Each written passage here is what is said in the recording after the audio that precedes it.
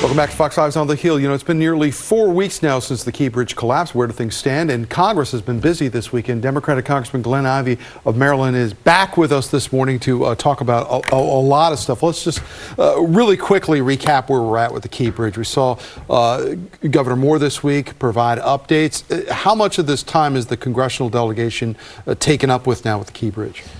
Well, things are moving in the right direction on that front. You know, we're pulling together the effort. There's legislative efforts. You know, there's a couple of committees that are involved from a jurisdictional standpoint. But I think things are going to move forward fine there. The Biden administration has been fantastic. Secretary Buttigieg and Governor Moore has been a superstar on this. So you've been working this weekend, not just with us. House was in session, passing these, you know, these foreign aid bills. This has been talked about for some time. Did it take Iran firing hundreds of drones and missiles at Israel to get this through? Well, I think the real focus on what was making this move or not was Ukraine. And I think Speaker Johnson had to reach the conclusion that he had to move forward without having a majority of his caucus on his side. As my understanding is, he had world leaders reaching out to him, especially those in Eastern Europe, who were explaining just how serious this was, and he decided to move forward based in part on that. So this was a bipartisan vote, but you know, when you dig into the bipartisan vote, it's very clear that, you know, over 100 Republicans voted against this. Speaker Johnson is now in trouble with some members from his right wing of his party for working with you Democrats. Is that something that's going to lead possibly to Johnson, much like Kevin McCarthy before him, losing his job?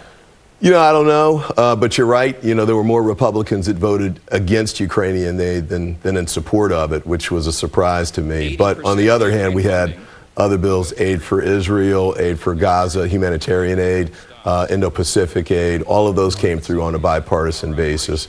He had a majority of Republicans supporting those. And before that, you know, the week before, we had FISA go through as well. So things can get done when Republicans decide to work with Hakeem Jeffries and the Democrats. And, you know, everything that's of any significance that's gotten done in this Congress, whether it's keeping the government open or paying off our debts, has all been done on a bipartisan basis. Now, I've known you long enough to know that you don't like being a pundit, but the reality is if the Speaker of the House faces this motion to vacate, the question is going to be, are Democrats now going to repay Mike Johnson for getting these bills through by coming to his support? You know, we watched you over and over and over and over again vote for Hakeem Jeffries when we knew that Hakeem Jeffries was not going to be the Speaker of the House. Has there been conversation in your caucus right now about what you would do if Marjorie Taylor Greene possibly pushes forward with this and tries to remove Mike Johnson as Speaker? Well, you know, a lot of that took place before these votes yesterday. So we had meetings on Thursday, for example, to go over some of these things. You know, we're going to follow Leader Jeffries' lead at this point. Speaker Jeffries is a little premature. I think that's coming, though. But, you know, down the road, I think the motion to vacate doesn't seem to have picked up much steam. Yeah, Marjorie Taylor Greene put it out there. I think they've picked up 2 others, but that's not exactly an avalanche on their side. From a purely political viewpoint, though, a motion to vacate would have different advantages, possibly, and disadvantages for the Democratic Party. On the one hand, you would be able to say that Republicans are in disarray once again, removing the arm of the Speaker. On the other hand, it would be terrible for the country because nothing could get done in the House and you would be thrown back into a standstill that we saw earlier in the year. How do you weigh those two things? Well, I think the vote to oust McCarthy was based in part on the fact that we concluded that we couldn't trust him anymore. You know, he'd say one thing and do another. Johnson hasn't been that, at least with respect to the Democrats so far. I think he's been pretty much, he and Hakeem have been able to work together on sort of figuring out how to move forward, and it's worked well enough, I think, so far. I know you work closely on Jewish and black relations in the caucus and the House, and I want to get your perspective on what's been going on in Columbia University this past weekend with these pro-Palestinian, anti-Israel protests.